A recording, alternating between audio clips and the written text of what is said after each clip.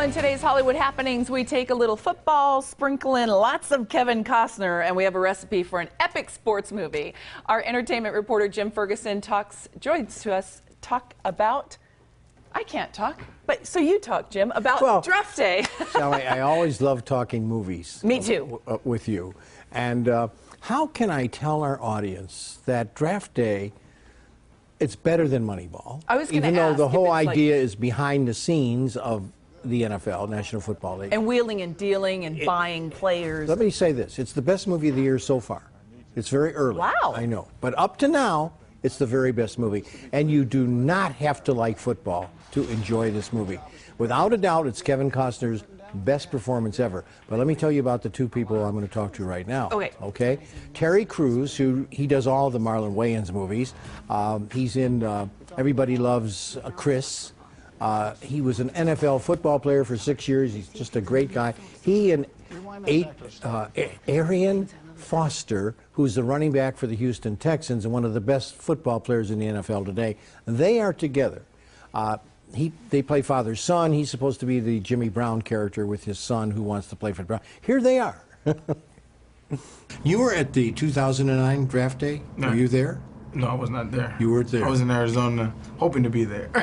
Wishing I was there. Okay. It had to be disappointing. Most definitely. But boy, do you feel like you paid back a little bit now that you're established great player for the Houston Texans? Yeah, most definitely. It's the vindication at its finest. You know, you grow up wanting to get drafted. You don't get drafted, and then, you know, you get drafted in a movie. You know, along with these great actors, and then, you know, the career I've had so far, it's been a very surreal moment. Now I know players from Western Michigan University were not at the 1991 draft. Look at that. Let me tell you, man. I got drafted in the 11th round. They don't have 11 rounds now. They don't have a Los Angeles Rams. There's a lot of things that don't exist anymore. Okay? But you had 6 years in the NFL. Yeah. Not bad. Yeah. Not bad, Terry. Yes. Yeah. I was too dumb to quit. I just kept going. I mean, whenever anybody gave me an opportunity, I just kept going. I said I wanted to do what I loved, and there it was. Football is the backdrop, of course, for draft day. But would you both agree with me? It's about relationships. Exactly. Father-son, exactly. A love story. Totally. Exactly. I mean, we used to go, you know, with the father-son dynamic with us, yes. And then when you look at the father-son dynamic that Kevin is portraying, you know, stepping into his deceased father's, you know, kind of enigma. Could have been Paul Brown. You know, right, exactly. And it's kind of, you know, and then you're talking about the ex-wives and the women and how hard it is to actually keep a relationship in the NFL. It's a hard deal.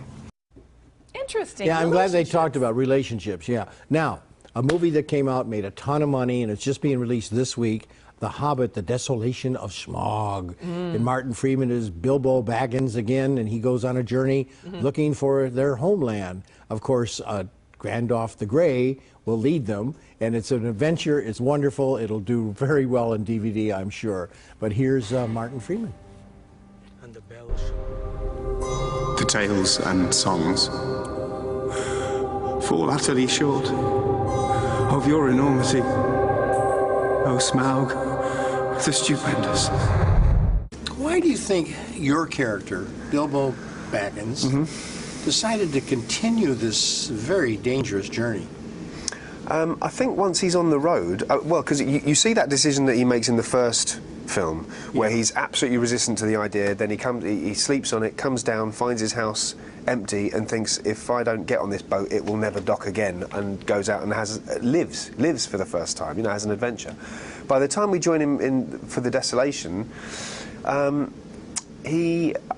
think that's now just his life. You know, that's literally the path he's on, and these people have become his friends and kind of his brothers. Of Kevin in this movie.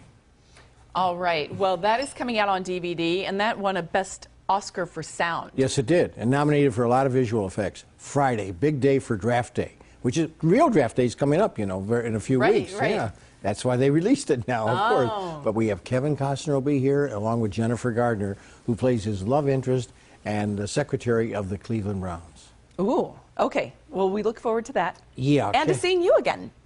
Well, I always look forward to seeing you.